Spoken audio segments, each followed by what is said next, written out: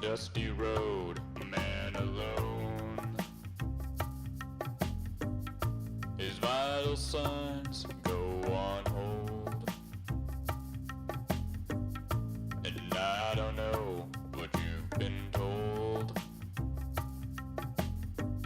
but the years have turned my eyes gold. And I told you what you told me, we'd never be in the same boat for free. Yet it rots. Let it rot. Hey everyone, welcome to Dead to Rights, the podcast. I'm your host, Donna Carrick, and this is Season 1, Episode 1, Sugar and Spice. We've got a great lineup for you today, because today I'm going to be interviewing my dear friend and well-known Toronto author, Joan O'Callaghan. Joan was the recipient of the Golden Apple Award from Queen's University Faculty of Education for excellence in teaching. She was also named Professor of the Year by the OISE U of T Students' Council, as well as Most Engaging English Instructor and Most Inspirational Instructor. She is the author of 3 educational books, as well as at least 2 e-shorts, one titled George and one For Elise, both brought to you by Carrick Publishing. Her short story, Stooping to Conquer, appeared in the 2012 anthology, EFD1, Starship Good Words, from Carrick Publishing. And the reading that I'll be doing for today's Readers on the Run is a short story by Joan O'Callaghan titled Sugar and Spice, and it appeared in the 2013 anthology 13 by the Mesdames of Mayhem. And that was also brought to you by Carrick Publishing. So we've got a great lineup today, including giveaways and writer's tips. And without further ado, I'm going to dial up and get Joan O'Callaghan on the line. Let it rot.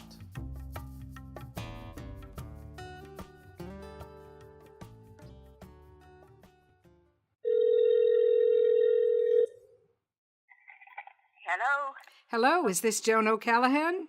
This is indeed Joan O'Callaghan. Well, wonderful to talk to you. Good morning. And good morning to you. And welcome to Dead to Rights, the podcast, and you are our very first author interview, so thank you. I am very honored. Thank you. I've got to tell our listeners that the reason that Joan is our first interview is because she's been a dear friend for, I think it's been around 20 years, and because we're such good friends, I just knew I could rope Joan into this. So thank you, Joan. I really appreciate it. And we'll definitely have you back later in 2018. Wonderful. Excellent. So I have a few questions for you. Are you ready? I am. All right, let's do it. You've been a teacher for a really long time, and I know that you're... More years than I like to admit to publicly, yes. Okay, then I won't ask you how many years. That was on my list of questions, but I won't ask it. Just out of respect. How's that?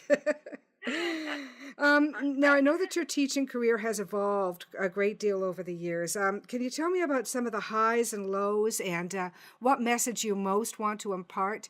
I guess we should tell our listeners what you're teaching currently, and that'll put it into the right context. Okay. Well, the history is very simply this. I began life as many, well, not life, but I began my career as many teachers do, as a high school teacher. My subjects are English and drama, dramatic arts. And then from there, I had a wonderful time in the classroom working with kids. I had the good fortune to go to Queen's University as a teacher-educator, training high school English teachers, and then on to OISE, which is the Faculty of Education at the University of Toronto, and that's where I still am. And my subject is English. Excellent. So you know something about the written arts, and well, I hope I know something about teaching it. I'm not sure I know that. Yes. Well, I think that teaching it helps to cement what you know about the technical side, at least. You know, if nothing else, right? Absolutely. So, what messages do you want to give to your students, because they're going to be out there teaching people as well in this writing life that we love? Well, this is the message. And it really relates to what I learned from working in the high school classroom. When you ask people, why do we teach English, you'll often hear, they want to impart our great literary heritage, or they want to teach skills, like spelling and grammar. And all of these things are relevant. But what it all comes down to, if you strip away all of those things, what you are left with is something that makes us all human. And that is the importance of story in our life. Absolutely. I agree 100%. Oh, story helps us to imagine other worlds, other people, other lives. And what we do when we teach English is we give students the tools, first of all, to access those stories, to put themselves into those stories and to understand them. And then we give them the tools on the converse to tell their own stories in an effective manner. And that's what I want my own students to understand, because not everybody who goes through their classes is going to be an English major. But they should come away from their classes with the sense of the importance of story in their own lives. Absolutely. We always bemoan the missing empathy in our times. And I think that simple conveyance of stories, the simple expression of our experience, I think that it adds a layer of humanity to everything. Very much so. To me, it's what makes us human. And it's very important. So that is really the underlying lesson of when I work with my own teacher candidates. Yes, I teach them all about how to plan lessons and how to plan units and how to mark things and what strategies, we should use with poetry and such. But underneath it all, I look at ways to engage students, to really get students to engage with the material in an effective and in a pleasant manner, an enjoyable manner. It should be a pleasurable experience for them. Absolutely. And I mean, I was all set to ask you about the teaching of the technical skills and how that had informed your writing, but we've gone way beyond that in just a simple few sentences. And but I mean, the technical skills are important too, but they are something that it does come with practice, and it does come with paying attention to your craft, Yes. Yeah. The reason that I'd wanted to focus on the technical side is just because your stories are so well structured. And it may come down to a question of you've gone so far past with the technical side of writing that you just don't even notice it anymore. But your stories are very well put together. They flow really in perfect story structure. Well, thank you. And I think, again, that relates back to the teaching aspect of it. Well, actually, it relates to two things. I think that if you're going to write, you have to read. Yes. And when you read, almost by osmosis, you absorb those technical structures and those, those elements that you need to know. And also in the teaching of it, you become aware. To me, teaching teachers is what I call meta-teaching. It's teaching about teaching. And you have to have a very firm grasp on what these things are. Yes. Before you can help others to understand how to convey them. Yes, absolutely. We kind of have a saying in our family that if you read a lot, you can tell people who read a lot because they'll often mispronounce things. We all grow up with our little colloquialisms. My family were East Coasters. And so there's a lot of the language that we do and don't hear when we're in these little pockets of society. But because I'd always read a lot, I always knew the words. And so my husband will laugh at me quite often when I'll mispronounce something. I know darn well what it means. I know the word very well, but in my experience, I haven't heard it spoken a lot, so I'll end up mispronouncing it, which is just, it's kind of funny. You can tell somebody who's read a lot because they know words that they can't even say. Absolutely. Yeah. I've had that experience. Yes, I'm sure you have. I mean, you've had so many people go through your classroom. I'm sure you've had that experience many times. I have. I want to talk about the awards that you've won because I'm telling our listeners that you really are a very good writer, and I want to put a little bit of credibility to what I'm saying. You won first place in a short story contest, and I want you to tell me about that. And one of your stories was also a runner-up for the Boney Pete Award. I'd like you to tell me a little bit about both stories and about how the winning those awards does... how that industry recognition does have a play in what you're doing and how it doesn't, because I know that there's a limit to how much it can inform what you're doing as well.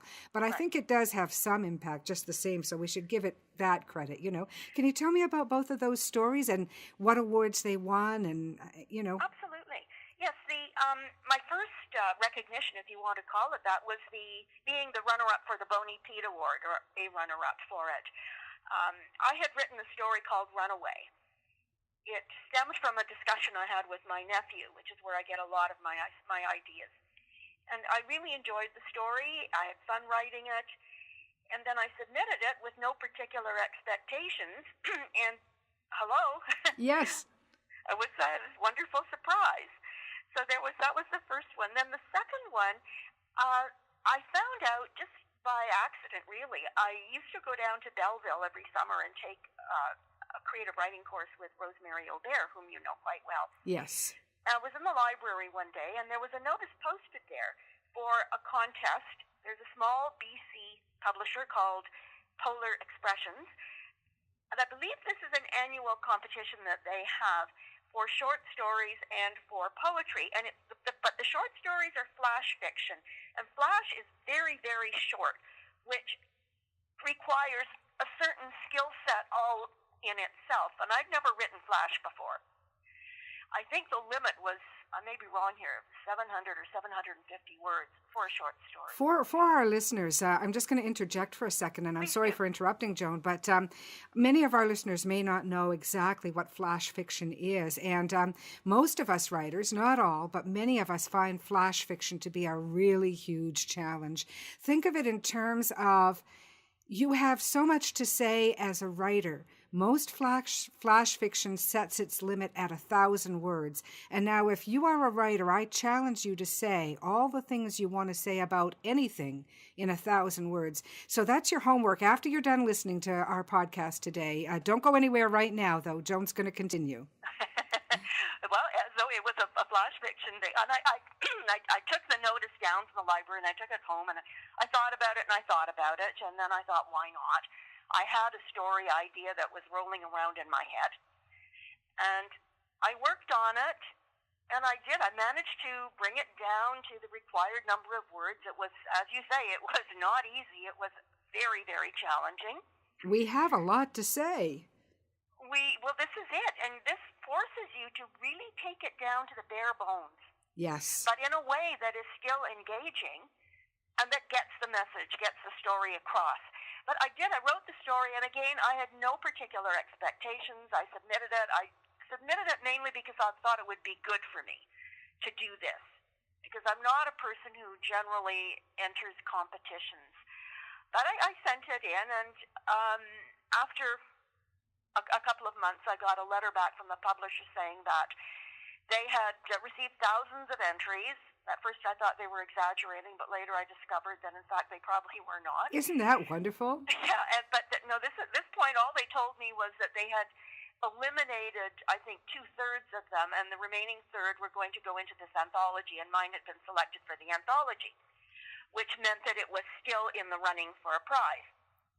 So that was fine. There was a contract, which I signed and returned to them. And I was just happy that it was going to be in the book. Yes. To me, that was already a prize. I was very happy about that.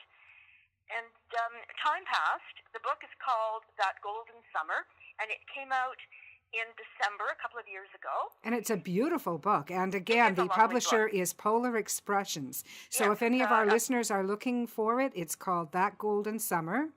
And it's published by Polar Expressions. They're based in British Columbia. So and then the book was coming out, and they sent us a long email telling us, how we can get our copies and this type of thing. And then they said, scroll down for the prize winners. So I scrolled down, and there I was next to first prize. Wow, you must have had quite a rush. I got in touch with, I think I may even have gotten in touch with you at that time. Yes. I got in touch with you, and I think I got in touch with our friend Melody Campbell. And I said, would you do me a favor? Go to this website, because I'm not sure I'm seeing this right. And Mel said to me, yes, you are. And your story is the first one in the book, which tells its standing in the book of over 1,000 contestants. So that's really wonderful. So, and what I want to know is, did that give you a renewed boost in your writing? It did, because the impact that it had on me was a tremendous boost to my self-confidence. I am new to writing fiction, really, and going public with what I've written. And so this gave me a tremendous sense of confidence in my ability to do this. Yes, and just to tell our listeners, Joan is not a new writer by a long shot. Joan has many books under her belt, but it's really only been, well, we've known each other through the Sisters in Crime. I'm going to give them a quick plug because they are a wonderful organization, and they've got a Toronto branch. If you're looking for a place to kibitz with other crime writers in particular, Sisters in Crime is a great place. I always have only good things to say because I've met so many wonderful people, including Joan. Absolutely. And so Joan is more new to the creative writing and the crime writing aspect, but not a new writer. No, this is true. I've been actually a scribbler all my life. But this was really, but getting into writing and getting into crime writing is something new. And this really gave me a tremendous psychological boost. Yes, I know. And it's a bit of a rush. But there are limits to how much contests would drive your writing to. I mean, as a writer, I think you've got to connect with your industry, which you and we've put a lot of work into connecting with our industry, and I'm very proud of that. I mean, we've made many, many great friends. But you also have to maintain an independence of your art because this is the thing. I mean, literature of any type and any genre is really a crossover art. Painters know that they have to go away in their studio and they have to paint for hours and hours and hours. But writers have to straddle both worlds. I mean, we have to be part-time in the garret and part-time out in the real world, especially these days. I'm glad to hear you say that because I think a lot of people don't understand that. You have to engage with the outer world. You can't just lock yourself up with your computer. There's too much involved. Everything from, talking to people and getting ideas and getting information and listening to how people talk to each other and interact with each other to getting out there and letting people know that you have something. Exactly. And actually, you hit on something there almost incidentally, and I want to bring it more to the fore. Dialogue. Nothing will turn a reader off more than, I would say, untrue dialogue that you just know never took place anywhere in the real world. And being out there and hearing dialogue between people is so important. Oh, it is. I was at a workshop once. I don't know if you were there or not. It was at the Bloody Words Conference. And Maureen Jennings was leading this. And during the coffee break, she sent us all out around the hotel where the conference was taking place to eavesdrop on conversations. Maureen is a real riot. I absolutely, I have to tell, I don't want to give away anything, but one of the Christmas presents I bought is Maureen Jennings' latest book. I think it is called Joan, help me out. You know what it's called. I do, and I'm drawing a blank. But just to let people know, Maureen is the author of the Murdoch series. Yes. Which you can watch on television, or you can read the books, or ideally do both. Let Darkness Bury the Dead. That's it. Okay. Yes, and it's another beautiful book by Maureen Jennings. And if you've got readers that you love to buy gifts for, please go into the Sleuth of Baker Street and look for Maureen Jennings. You can usually get a signed copy of some of her works there. That's my plug. Yeah. Sorry, Joan, for interrupting. No, that's fine, because I completely endorse that. And Maureen is just a lovely person. But she sent us all out, and that's what we did. Some people went down to the coffee shop. Some people were riding in elevators. Others were hanging around the lobby.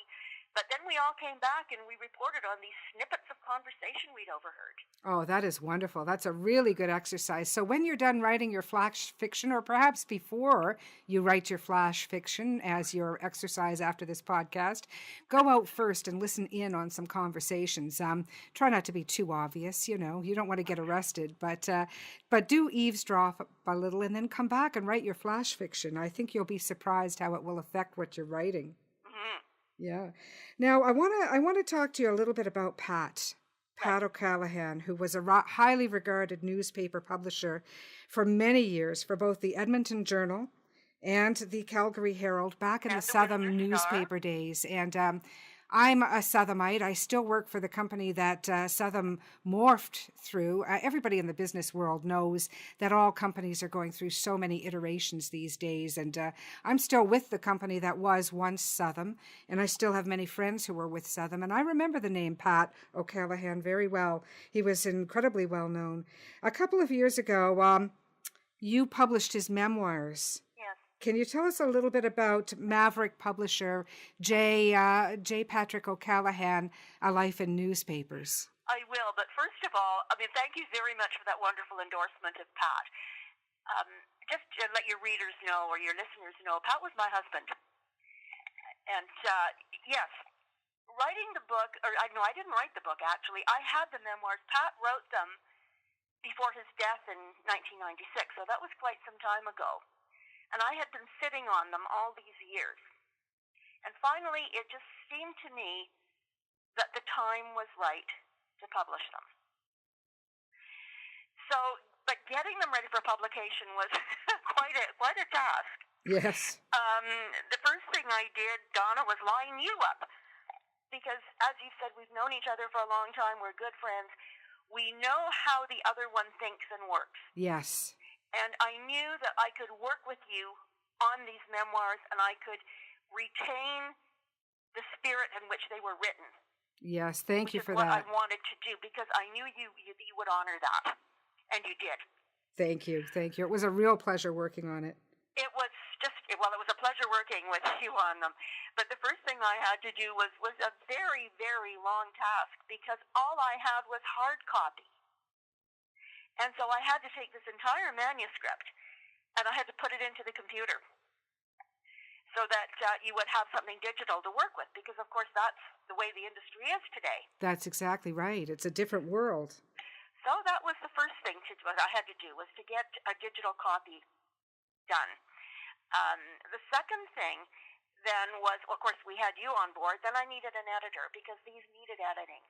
Yes. And I wanted an editor who understood the industry. And I got very, very lucky in that I was able to get Ed Pivovarchik. Yes, and Ed does know the newspaper industry. In fact, he and I used to pass each other in the old Southam building back in the day. He'd be coming in for the late shift when I was just going out for afternoon break, and we'd often see each other in the building. He's really an industry standard for editing, and he does know the newspaper industry. Well, I was very fortunate, because not only did I get Ed with that background, but Ed worked for Pat. See, in addition to the Edmonton Journal and the Calgary Herald, Pat was also publisher of the Windsor Star. I did not know that. And yes, so Ed yes. actually worked for him. Wow, so you yes, had like Ed, a personal... And so did Rosemary McCracken, who was Ed's wife. I knew Rosemary had, because you and I had talked about that before, but I didn't realize Ed had. That's terrific. Ed had worked for Pat in Windsor. And so he knew the industry, and he knew the person who had written the memoirs. And Ed did an absolutely masterful job on editing those. He was totally professional. He really did. I mean, it's a beautifully constructed memoir. It's beautifully edited, and it flows really well. And then the next task was I needed to get some endorsements. And again, I was very fortunate. I was able to get Rosemary herself, Rosemary McCracken, who had worked for Pat not only in Windsor, but also in Calgary. Oh, wow. Yes, she worked for him at two papers and has maintained that he is the best boss she ever worked for. And then I got, and many of your readers will be familiar with her too, Margaret Wenty at the Globe and Mail. Yes. Peggy She's a well-known Toronto character for any of our listeners who don't know.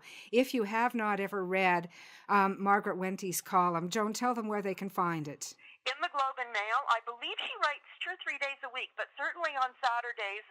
I'm not exactly sure which section she's in. I think it depends a lot on what she's writing about, because as a columnist, she has free rein to write about just about whatever she wants to write. Yes, and she's come up with some doozies. Oh, she's a very, very bright woman. She really but is, yes. She is a friend of mine.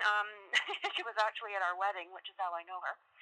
And she, wrote a beautiful endorsement of Pat, and as you know, of the book, as you know, she also was MC at the launch we had in Toronto. That's right. It was a real pleasure to meet her. I mean, Alec was tickled pink because he has read her column for many years, and he'll often bring the column into the room and say, "Come on, Donna, you got to look at this." Like, her columns are really fantastic. Just because they wanted to meet her.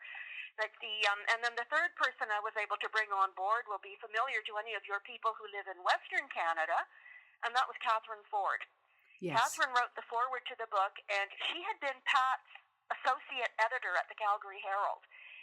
She's also a Southam columnist. She was a Southam columnist for many years, and also I think she served at least one and possibly two terms as president of Mensa Canada. Wow, that's quite a credential right there. Yeah, and Catherine served as MC at the launch that we had in Calgary for the book. Yes. So then, once I got all those things together and I had selected some photographs, and I was so glad that you allowed me to put a section of photographs in the book, it was up to you. Well, the pictures really give so much depth to a work like this. I mean, and I find that whenever I read an autobiography or a memoir, pictures put you in the time and the place. It's not just about the people. You can get that from the words. You know who they are when you read their words if you're an avid reader. But to get that extra layer of depth, put yourself in the time and the place, and the pictures give you that. Yes, they do. And speaking of pictures, I have to say I was very pleased with the cover design. Was it Sarah who did the cover? Yes. She took the photo that you provided, and she made a really striking cover. I'm so proud of it. That's Sarah Carrick. She is Alec's cousin. Everybody thinks she's my niece.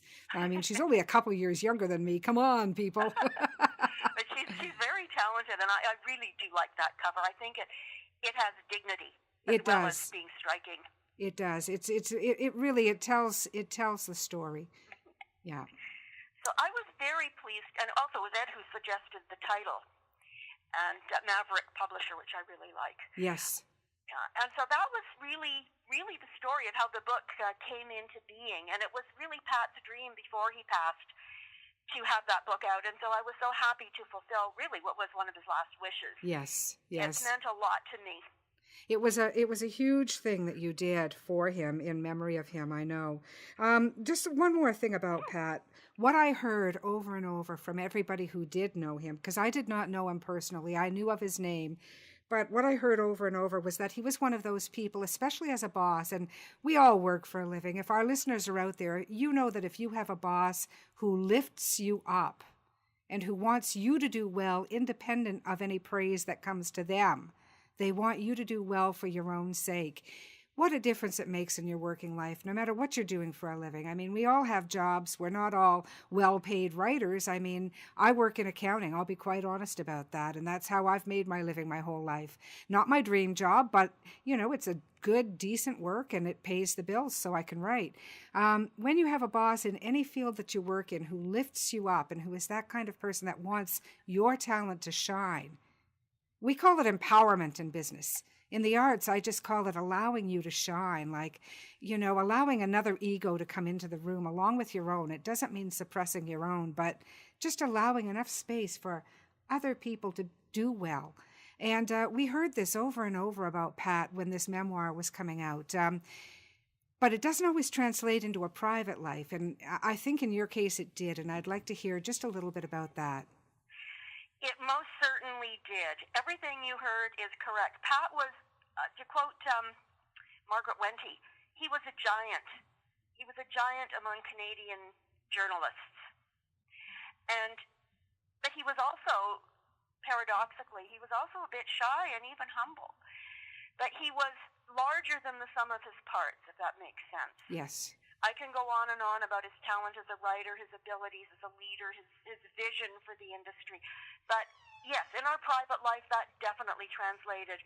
I was having a conversation recently with a friend whose daughter had just gone through a breakup with somebody, and what the problems were. And I brought up the point about Pat, and I said the difference was when I met him that and it's what you're saying about empowerment, he helped me through him, I self-actualized.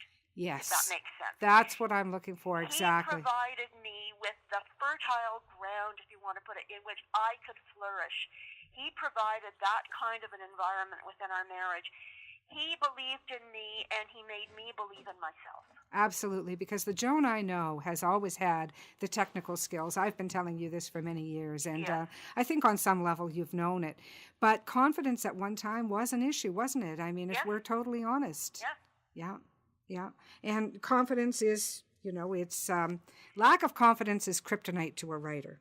Absolutely. No, he was wonderful that way. He enabled me in so many ways to do this.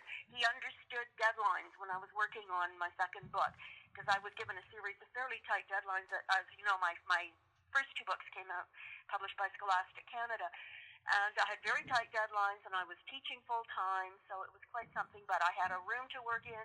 When Scholastic said they wanted the manuscript on disc, we're talking the 90s here. Yes. He went out and bought me a state-of-the-art computer. When I had to check a lot of the material that went into the book, in those days email wasn't very commonly used. He went out and got a fax machine for me. This was it, and he left me to work on the book, and then he had little treats for me as I would get things done. I got this section done and delivered to the editor, and so we went down. We had a room at the I forget what it's called now, but it was the Sky Dome Hotel, because we both like baseball. Mm-hmm. Stayed overnight and watched the game from our room.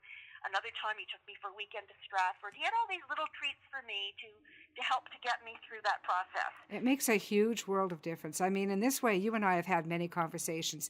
In this way, we kind of live parallel lives, because Yes. Many of our listeners will know Alec. They'll know him online, or they'll know him personally. And having somebody who is a big talent in their own rights, but doesn't try to suppress your talent, but tries to foster it, I mean, it makes a huge difference in the things we do. I can't understate it. Well, Donna, we have to add then that there's one more little connection there between Patrick and Alex. They have the same birthday. Oh, October 8th. There we go. October 8th. Yeah, that is Something wild. about that day. Yes, there's something about that day, absolutely. And Alec was an old Southermite as well. Well, there So you see. we have that 3 times connection, That's All really breathe the same wild. air. Yes. You'd mentioned in that segment about scholastics, and that really segues really well into what I want to ask you next, which is has to do with categories as a writer. And you're a writer of nonfiction, you're a teacher, you're a writer of teaching and educational literature, you're also a writer of fiction, and within the fictional buckets, you're a writer of both crime and humor. How do you flip from genre to genre so seamlessly? Is there a methodology that you keep in mind that allows you to now say, okay, now I'm writing a humorous piece, so now I am funny, or now I'm writing a serious piece of crime, so now I'm a very serious, murderous, psychopathic intent person. How do you go from room to room in your mind? Well, thank you for describing that as seamless. Occasionally I've had to be careful, because sometimes my academic writing tends to spill over into my fictional writing, and I'll be told by, fortunately I get some feedback, Joan, kids that age wouldn't understand these words. And I realize that I've, kind of accidentally moved into something else. I think really I'm better at it, though, than I used to be. I think what happens is you have to put yourself into the frame. You're writing something, and you immerse yourself in the world of whatever it is you're working on. Absolutely. And that really, to me, is the key. Your brain is working, your imagination is roaring ahead, you're picturing the characters, you're picturing what it is they're doing, and the other stuff, it's another world that doesn't really impinge on this. So it's a question of putting yourself into the frame. Absolutely. I would say that as writers, we inhabit a lot of different worlds. And if you cannot step into the world mentally that you're writing at the moment, I won't say writing about, because you are writing what you're experiencing in your mind. Yes. And if you can't do that, then you really need to practice that skill as a writer, because it will come through. The lack of that will come through. The reader knows whether you're really there in your mind or not. It doesn't mean you have to be every place you write about physically, but you have to be there mentally. Yes, you've created a world, and you have to really step inside it. And you mentioned another great thing about feedback, because when we do spill over in little ways, whether it's being in the wrong world or using the wrong word or the wrong language, that feedback is really valuable as well, especially when you're first beginning, especially in the first 30 years of your writing career. No, absolutely. It's important to know whether or not what you have written is going to resonate with the reader. Yes. And this is a way of really piloting or field testing what you've done. Yes, yes. Your crime stories, because crime is always my first go-to. It's not my only love by a long shot. I really do believe that I've got one good literary book in me before I die, as does every writer. But crime is my first go-to. So I would say that your crime stories are really well crafted and often to the point of being downright eerie. I'm thinking of George and Yes. For Elise. Yes. But there's also for the one that we have on our segment, Readers on the Run today, Sugar and Spice. And maybe this comes from your being a teacher. I'd never thought of that. But you often expose the fact that not all children are innocent of things. In George in particular, I won't give away the story, but children have another side to them. And we love to just blatantly or blanket exonerate children in all ways. And you've kind of cut down, and especially in Sugar and Spice. And if our readers stay with us for the Readers on the Run section, they're going to love Sugar and Spice. And I won't give away the story, but you seem to know something about children that many of us maybe don't. Well, okay, yes. It was a revelation for me personally. When I look back at what I was writing, I realized that virtually everything I have written features a young person. Wow. And that has got to go back to my years teaching high school.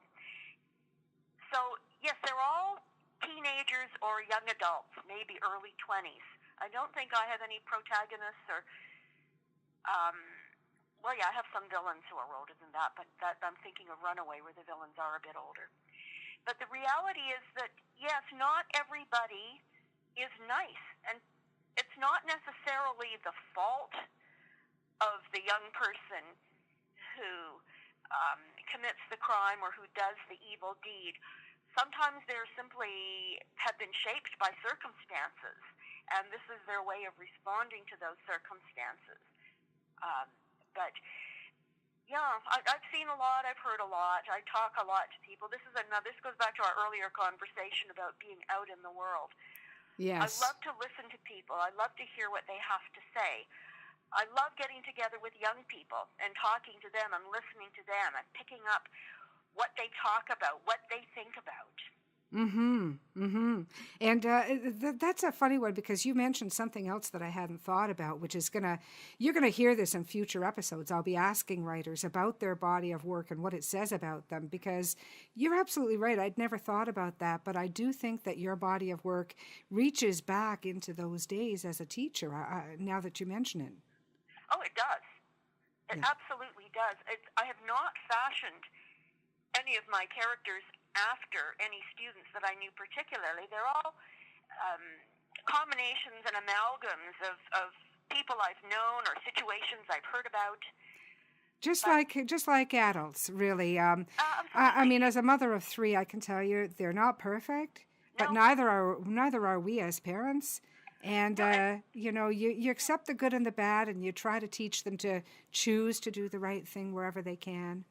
Definitely. Now, you mentioned Sugar and Spice, and Sugar and Spice is based quite well. I won't say directly. I've taken it and I've gone in my own particular direction with it. But the impetus to write Sugar and Spice came from an actual event that happened that a former student of mine who's now teaching, and I won't say where, told me about. Okay, don't give away the story, because I want our listeners to listen to it. But But everyone out there in podcast land, when you're listening to Sugar and Spice later on in this podcast, I want you to keep in mind that it was driven or inspired by an actual event. Yes. Okay, that's enough said about that. Okay. I want to talk about Colors of Canada because All right. you've been emailing me over the last couple of weeks, and this is wonderful. I've got a big grin on my face right now that you've been getting orders from all over the country by venues that want to stock Colors of Canada on their front shelves. And tell us a little bit about that. Colors of Canada began life quite a long time ago, actually. It was my second book. It is, in short, a compendium of nearly 400 interesting places across Canada to visit. The original book was called Places to Go, People to See, Things to Do, and it was published by Scholastic, and it was a bestseller at that time. And the book sold out. It was sold, the rights were sold to a Quebec publisher who translated it into French, Héritage Canada. Or I think it's at our Héritage Edition, I'm not sure. I know it's Héritage something. And as I said, the book sold out, and eventually the rights reverted to me. But I always felt that book still had legs. And so again, Donna, I approached you and asked if you would be interested in working with me on this, and you again graciously agreed to. And it was a real genuine treat, too, I have to add. Fun. And, the collaboration worked again. Yes, yes. You told me what I needed to do, and I told you what I needed, and we were able to bring it together. And we involved Jane Coriel. The original book had photographs and logos that had been provided by many of the sites, and Scholastic's own artists had also done line drawings. But I had to find my own artist this time, so I have my friend Jane Coriel, who's a very gifted artist. Jane did a number of the line drawings, and at her suggestion, the book also took on a component of being a coloring book. Yes, yes. And the thing is, for listeners who don't know, Jane Coriel is a well-known Toronto set designer. If you go to plays or shows in the Toronto region, you've probably seen at least one of her sets at different times. She's also a gifted artist, and she did all of the line drawings that appear in Colors of Canada, and they are really beautiful. And they are intended to be colored. They're simple line drawings, black and white, and they're intended so that your kids in the back seat when you're traveling across this country to various venues can bring along a set of colors and can fill in all of these beautiful pictures. But I want to also highlight the content, the details about these various venues, over 400 as you said. You've written about them. You've told people where to look, what to look for, what to do while you're there. You've given all these great suggestions. So it's just a wonderful piece of work. Well, thank you. It's a labor of love. When I worked for the newspapers myself, I worked for a number of years for the Canadian Daily Newspaper Publishers Association, which no longer exists. I was manager of their educational services division. I had to travel across Canada. I was constantly traveling. It got to be a bit of a joke. I'd get on a plane and the flight attendants would remember me from the week before. It was a bit like George Clooney and Up in the Air. Yes. Remember that movie? I was traveling a lot. And when I was in town, the people at the newspaper would show me the sites, and I loved it. I loved going to these historical places. I loved going to these places of natural beauty. I loved seeing these quirky places, and I used to keep all the brochures and all the information about them, and I kept a big fat file, and I said, one day I'm going to write a book, and one day then I did. And that was how it all began, and I still feel that way, and I'm still collecting information. Donna, if we put this book out again, it'll probably be twice as big as it is Probably, now. yes, because it was originally Places to Go. I mean, we live in such a wonderful country. Let me just, and I got that from my parents. My parents came to this country as refugees. And they were so happy to be here. They loved Canada. They were grateful to Canada for saving their lives. And they transferred that love to their children. My father used to tell us Canada is the best country in the world. And you know what? I think he was right. And on that note, I'm going to say happy birthday, Canada, because this book came out in its current iteration in honor of Canada's 150th birthday. And it's made a huge splash. People are ordering it to stock on shelves, and I want our listeners to look for it. You can find it on Amazon, in fact, Colors of Canada, or you can get in touch with Joan or myself to learn more about this great book. If you do go the Amazon route, the best thing is to put my name into the search bar. Okay. Because otherwise you're going to get all sorts of other things popping up. Yes.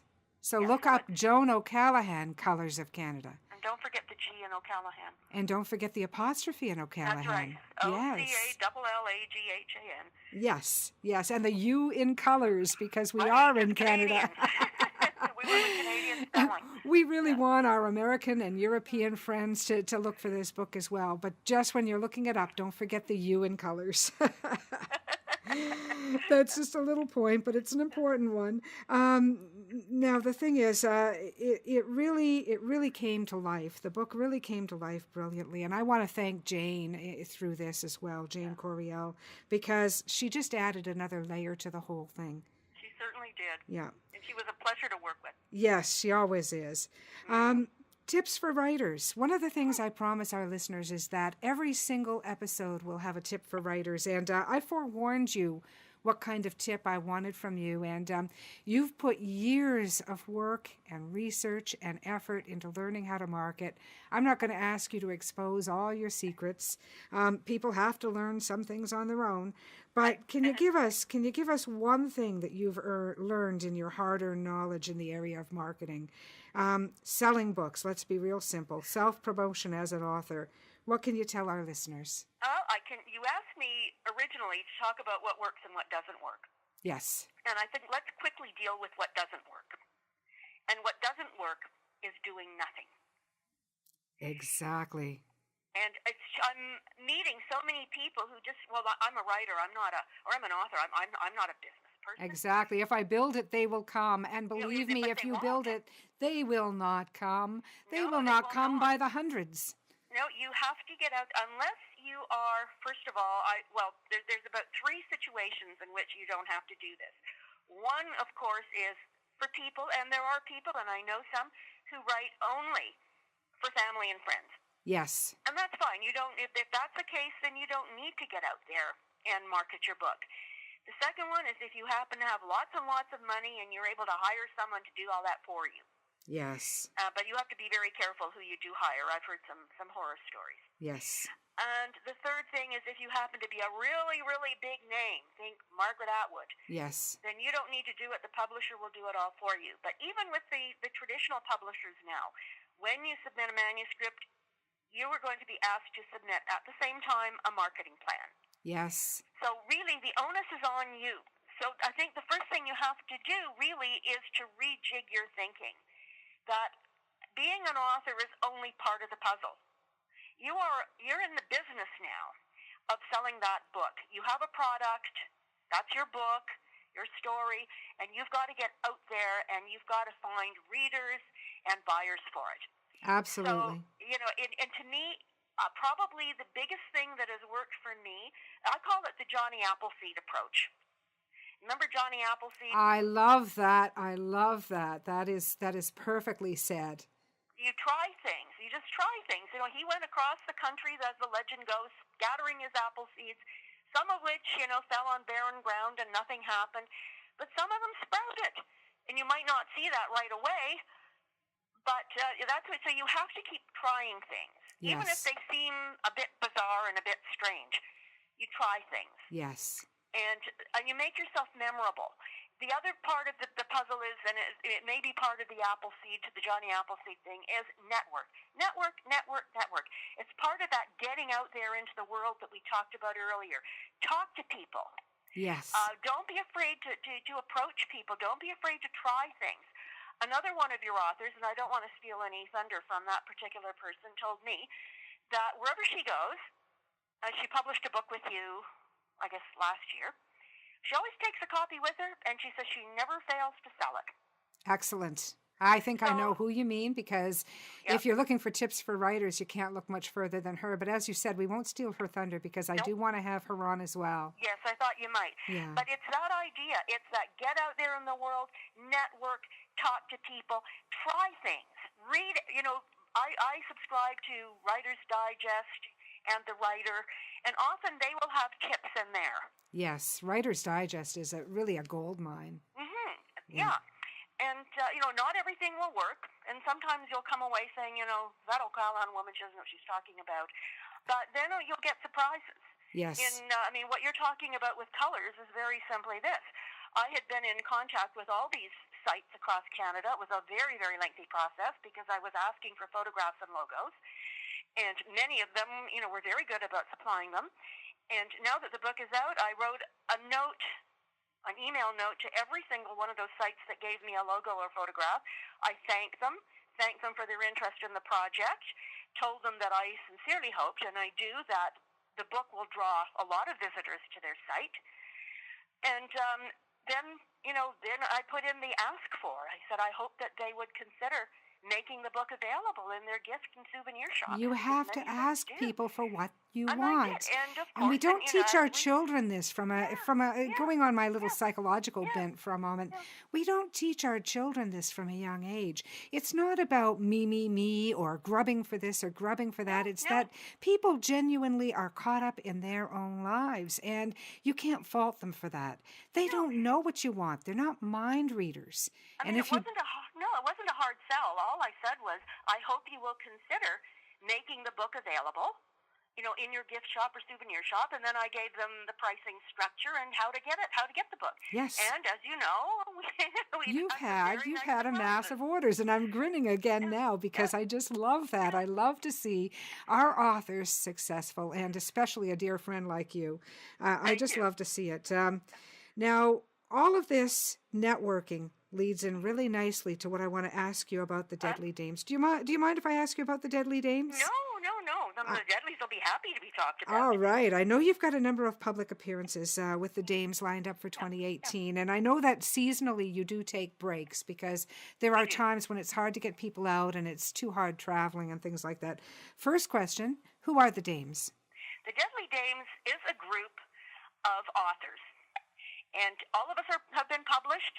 Most of us have been, I think all of us actually, if we've won awards or we've been finalists for awards. There are there are 6 of us in the group. One is not a writer. We call her our universal reader. But the rest of us are. They are obviously myself, Catherine Astolfo, Melody Campbell, Janet Boland, and Alison Bruce. And we are a writing critique group. We meet regularly. Always nice meetings. We always start with a potluck lunch, which helps set the tone. And we critique each other's work. And then we go out. And I'm the person who is mainly the contact for these events. I'm not the only one, but I do most of it. And we go to libraries, we go to bookstores, and we'll go to other events too if we're invited. We're certainly not limiting ourselves to anything. And our appearances generally take the format of a panel discussion. We have a number of topics that we talk about, but really what we want is our audience to ask us questions. But in the event that they don't, we're ready. You're ready with we also do readings from our work. Yeah. And the books are always available for sale after. That is terrific. That's really good to get out with a bunch of fellow writers like that. It's all part of the networking, and it's all part of name recognition. I mean, I'm big on furthering your own name recognition. I mean, you've known me long enough, Joan, that I can tell you, don't tell anyone else, though, that really, I feel as a writer, I've come from no recognition, zero recognition, and it's something that I've worked very, very hard on. Some people fall into, the old saying, some people fall into greatness and some have it thrust upon them. Well, I mean, we won't talk about greatness, but we can talk about recognition. Some people have recognition thrust upon them. They're born into it, and others have to work very hard to acquire it. And I'm very proud of the efforts I've made in that area, and I know you are as well. And, I can't understate this to our listeners who may be writers out there. Having your name known is something that you have to work on. It's your task. It's one of your primary tasks. Writing a great product is your first task. Honing your Absolutely. craft is your first task. And then getting out there, and you have to, and then it's actually very similar to the advice I give my students, because they'll come and they'll ask me about, resumes and interviews and this type of thing, and I'll say, it's not enough to just be good. I said, there's a lot of good people out there. I said, you have to let people know that not only are you good, but that you're better than the others. Yes. And whether you are or you aren't, you have to create that impression. So yes, you have to get out there. And you need to do what you need to do to get known. Yes. There's some of the funnier things I've tried. When with Pat's book, with Maverick Publisher, I had a couple of signings at some of the big chapter stores.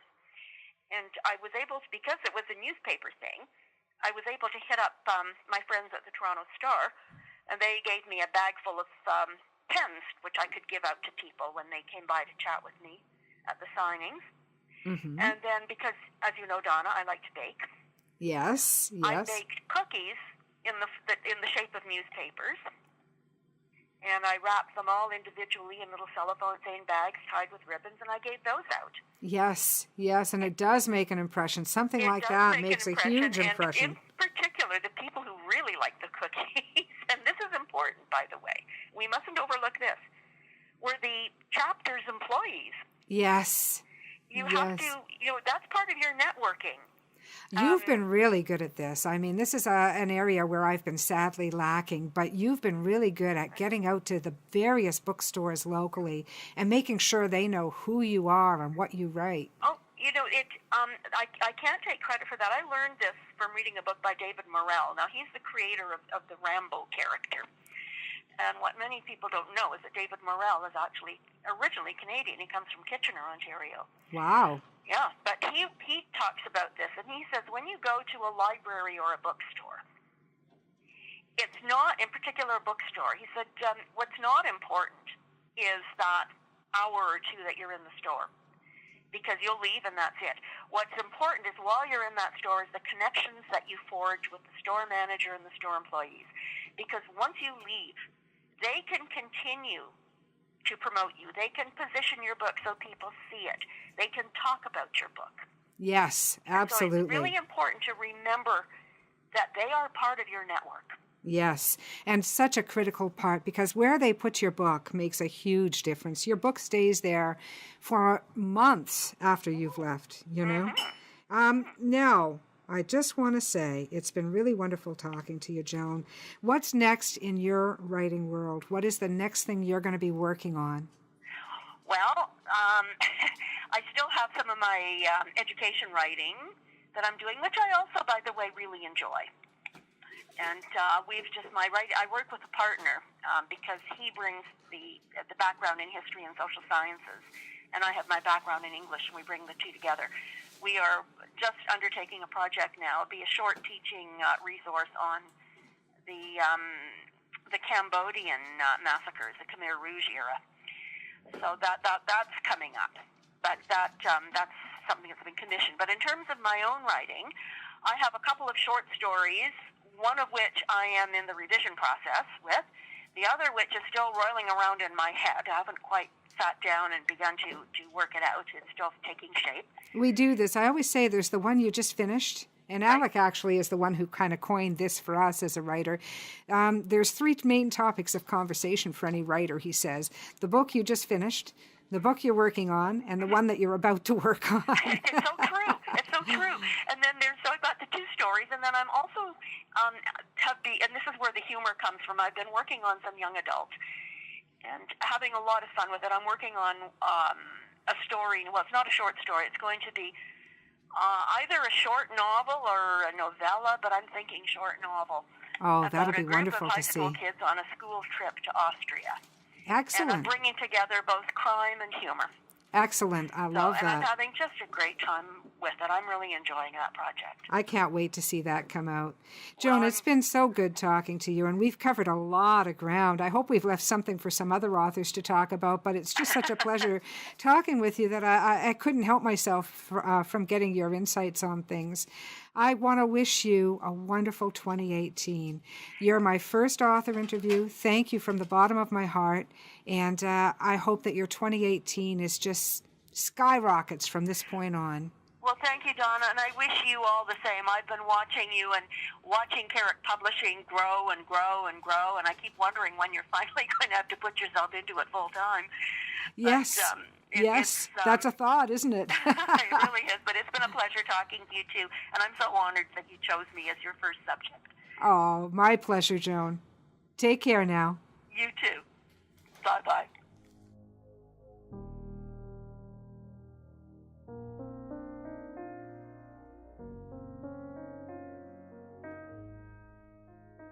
And now for a segment of our podcast that I really look forward to each week, and that is our giveaways. And to qualify for the giveaway today, what you need to do is visit our Dead to Rights Facebook page. Like the page and look for the question, what is today's writer's tip, brought to you by author Joan O'Callaghan. So look for that question on our Facebook page and correctly answer it. And for all the correct answers, I will do a draw and send one lucky listener an Amazon gift certificate. And I know most people like Amazon gift certificates, especially this time of year when there's lots of great January sales. So do that, sign up, and answer the question. Thank you.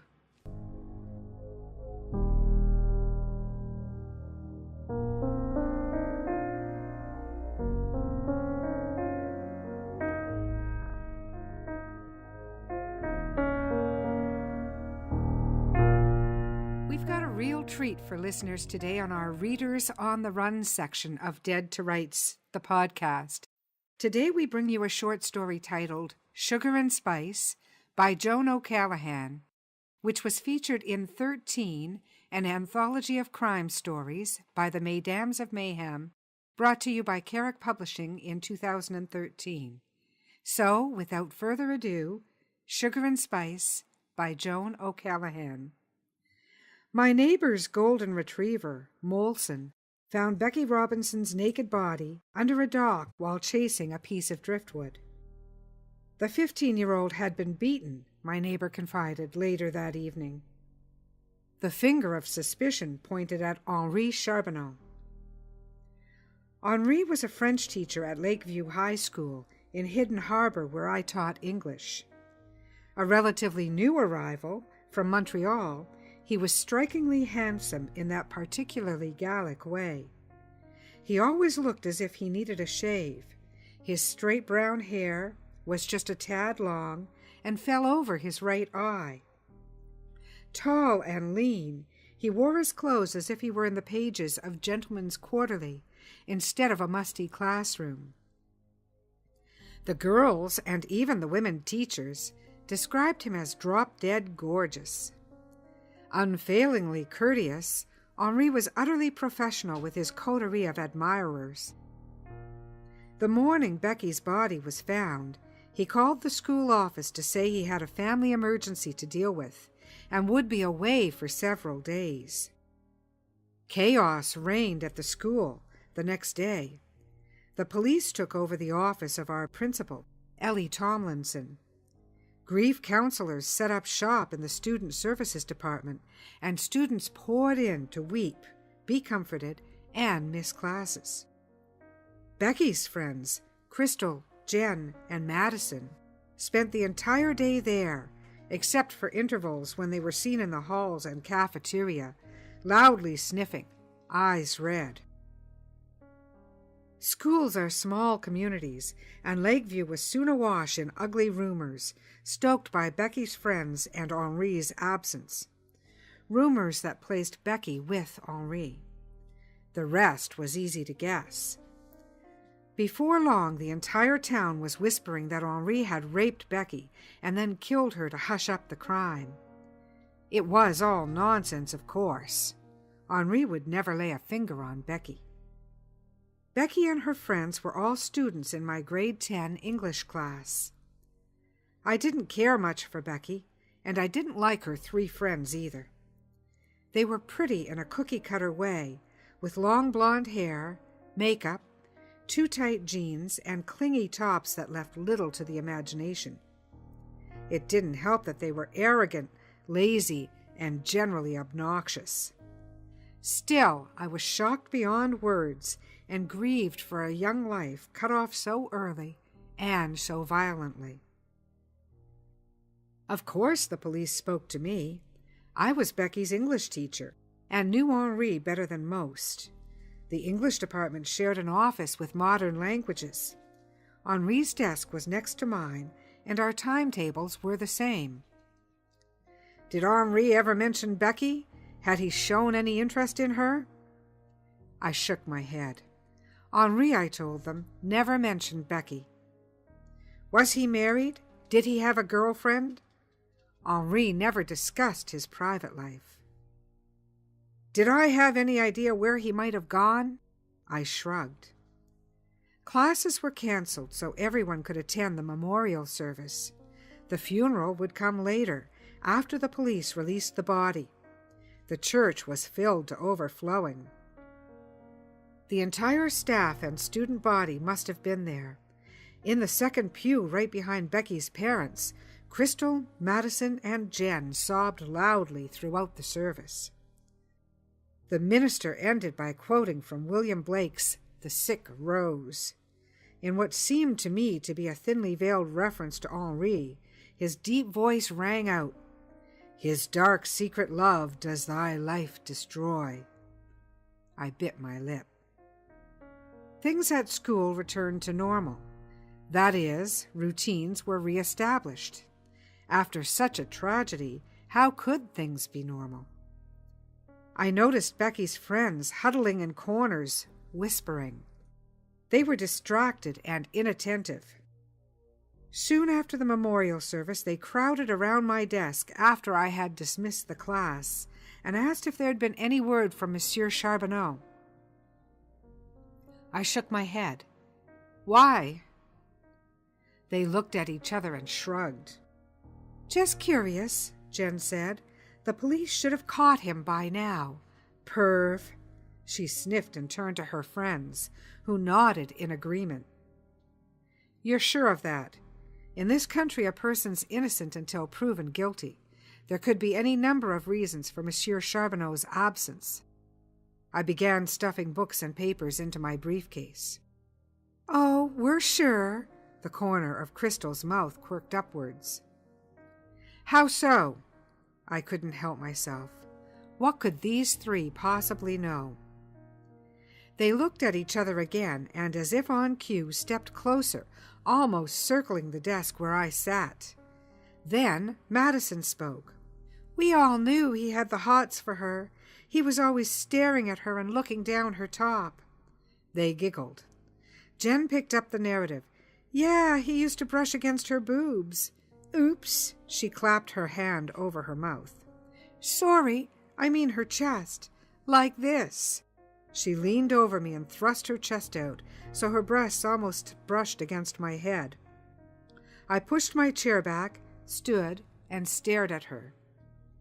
The girl snickered. I dropped my eyes to hide my discomfort. Becky must have imagined that. Oh, no, they said together in chorus. The night she died, he asked to meet her. I took a step back and appraised them coolly. How do you know all this? She told us. He said he wanted to talk to her about her test mark. She was failing French, so she figured she'd better go. But she was really antsy about meeting him. What time did she meet him? I held my breath. About 8. It was just starting to get dark. Probably on purpose so people wouldn't see them or recognize them. This from Madison. The others nodded vigorously. Did you tell the police? Of course. That's why they're looking for him. Crystal blinked, no doubt trying to look honest and sincere. Time to end this. Thanks, girls. They trooped out of the classroom. I waited a few minutes, then gathered up my case, locked the door, and headed down to my car in the parking lot. Vern Stemler, the head of the phys ed department, caught up with me. Thought I'd have to blast this to get your attention. He chuckled and fingered the whistle hanging from a cord around his neck. Saw you talking to the terrible 3 when I walked past your classroom.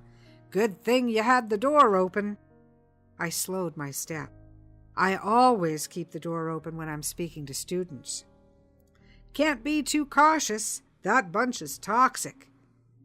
Tell me about it. They could give the witches in Macbeth a run for their money. Vern said, Remember Dan Clark?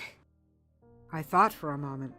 The young teacher who was helping coach football, who left at Christmas? That's him. Vern stopped and turned to me. He left because of them. Really? What happened?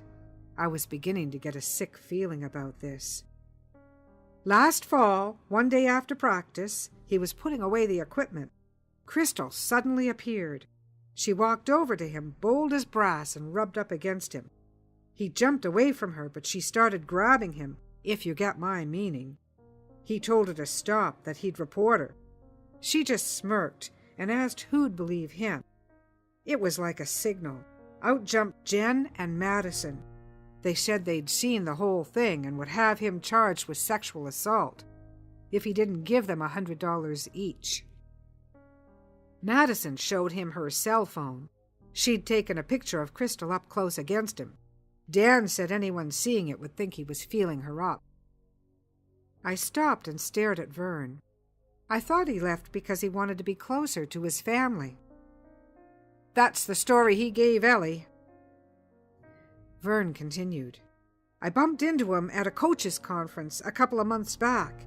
He told me the whole story over a few beers. He was terrified they'd ruin his career or keep coming back for more money. You said Crystal, Madison, and Jen. Where was Becky, I asked. Wasn't she part of that group? Not when that happened. I saw her leaving practice with Greg Hayes. They were an item. Was she still going with him when she died? Yeah, we were away at a tournament. He just about went off the deep end when he heard. At least Clark's got a job in Hamilton. Want to know what I think? You look around, you'll find more guys had the same experience.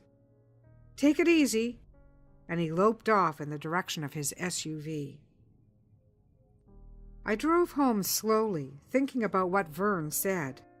I poured a glass of red wine, put Beethoven on the CD player, and settled into my favorite armchair to think. I knew Henri hadn't killed Becky. The next morning, I stood by the classroom door after I'd dismissed my senior class. I stopped Greg Hayes as he was leaving.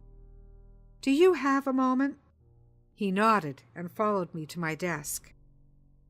I'm very sorry about Becky. I understand you were... I groped for the right word. Close. He dropped his head, but I saw the tear that coursed down his face. Angrily, he swiped at it. It's okay to cry, I said. You've suffered a terrible loss. I have to ask you something. I continued. The night Becky died, do you know where she was? His head jerked up. I know you were at the tournament. I just wondered if you knew where she was. She wasn't with Monsieur Charbonneau, was she? It was a statement, not a question. Greg's face turned white, and he wouldn't meet my eyes. You have to tell the truth. I know you're innocent, but so is Monsieur Charbonneau. Where was Becky the night she died? Who was she with? He faltered. His hand covered his eyes, and he dropped into a chair. I waited. And then, sobbing and choking, he poured out his story. He thought Becky was on the pill. The trip to Toronto for the abortion took most of the money he'd put away for university. Becky wasn't supposed to tell anyone. But she did tell someone, I said. He nodded. Crystal, Jen, and Madison. They came to me and to Becky separately and threatened to tell our parents if we didn't give them money. I thought they were Becky's friends. She thought so too, he said. I guess that's why she told them. So what did you do? We said no. Becky told them if they said anything to our parents, she'd go to the police and tell them about the blackmail. She said she'd give details of what they did to Mr. Clark. Greg said he thought they'd pulled the same stunt on a couple of other male teachers, but he couldn't be sure. He left, and a few minutes later, after organizing some materials for my afternoon class, I followed. I was locking the classroom door when Madison sidled up to me, her eyes wide, her facial features arranged to communicate concern. "I saw you talking to Greg. Is he okay?" "What do you think?" "He's had such a bad shock. We're really worried about him. He seemed pretty upset when he was talking to you." "How do you know? Were you spying on him?" After hearing Greg's story, I was in no mood to play games with the girls. Her face turned red. "I would never do that. I was walking past the classroom and saw him sitting there talking to you. I just wondered how he's doing, like if he said anything." "He said a lot of things. Why are you so curious?" "Forget it." She spat out the words and stalked away. I watched her go. "I'll bet you're worried," I thought. "In fact, I think you're scared." I could feel the corners of my mouth turn up in a small smile of satisfaction. But it's when people feel threatened that they're dangerous, and I was under no illusions about my own safety. I went to Ellie's office, closed the door, and told her what Greg had told me, and my suspicions. She placed a call to our police chief. When I got home, I made a phone call of my own. Later that evening, I was marking essays at home when there was a knock on my door. It was Madison. "Can I come in? I need to talk to you." I blocked the doorway. "We can talk here. What's on your mind?" "What did Greg Hayes tell you?" "Is that what this is about?" "He's a liar and a sleaze," she said. "You don't even know what we were talking about, so how do you know he's a liar?" "Maybe we were discussing his English mark." There was a movement in the bushes. "Come out, Jen, Crystal. I know you're there." 2 hands pushed the shrubs aside and Jen emerged. She turned to pick up something from the ground. Metal gleamed in the porch light. She'd brought a golf club. "If he said anything about us, it's all lies," she gripped the club. "And you'd better not say anything either. We don't care if you are a teacher." I took a step back and stumbled against the door frame. I put my hand on it to steady myself. Jen swung the club menacingly. "A bit dark to be playing golf, isn't it?" Without waiting for an answer, I turned to the bushes on the other side of the porch. "And what have you brought to the party, Crystal? The same weapons you used on poor Becky?" There was a crash as Crystal leapt from her hiding place and swung a baseball bat, missing me but hitting the large flower pot by the door and smashing it. I jumped to one side and ducked instinctively to avoid being hit by flying dirt and shards of terracotta. The noise alerted Molson, who began barking furiously and growling. "You don't want to mess with that dog. He's the one who found Becky's body.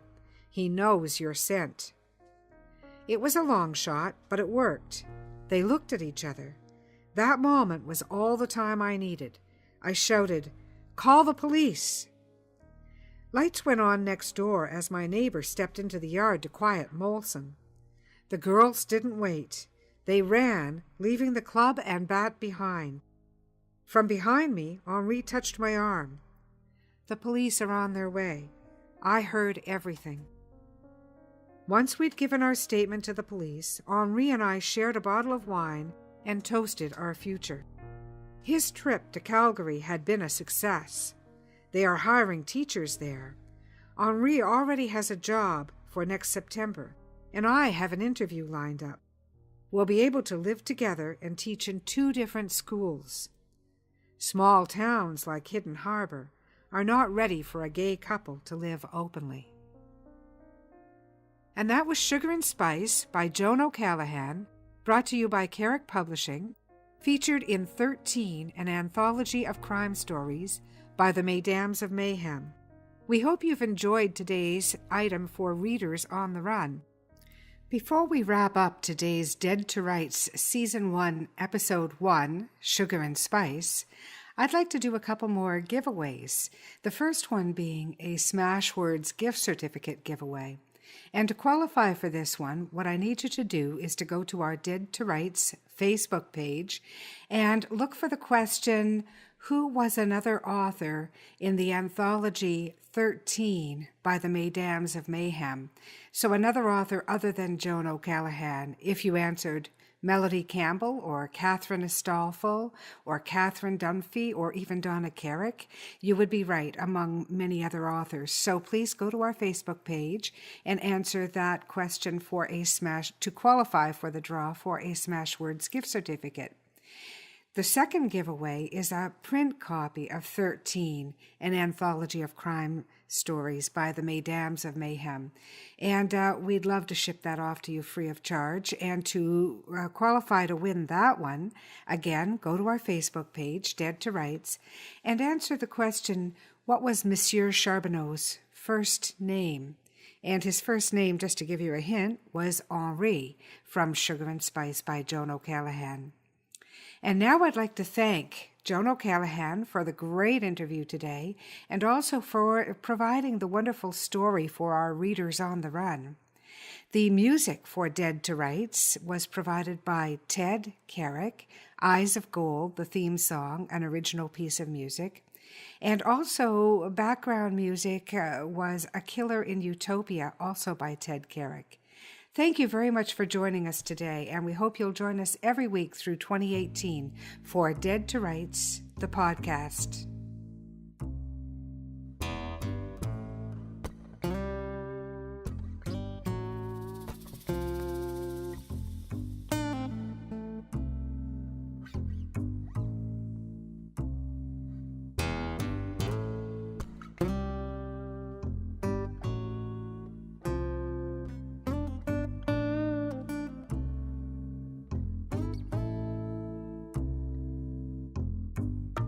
A dusty road, man alone.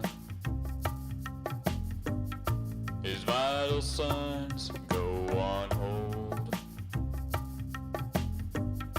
And I don't know what you've been told, but the years have turned my eyes gold. And I told you what you told me, we'd never be in the same boat for free. Yet it rides, let it rock.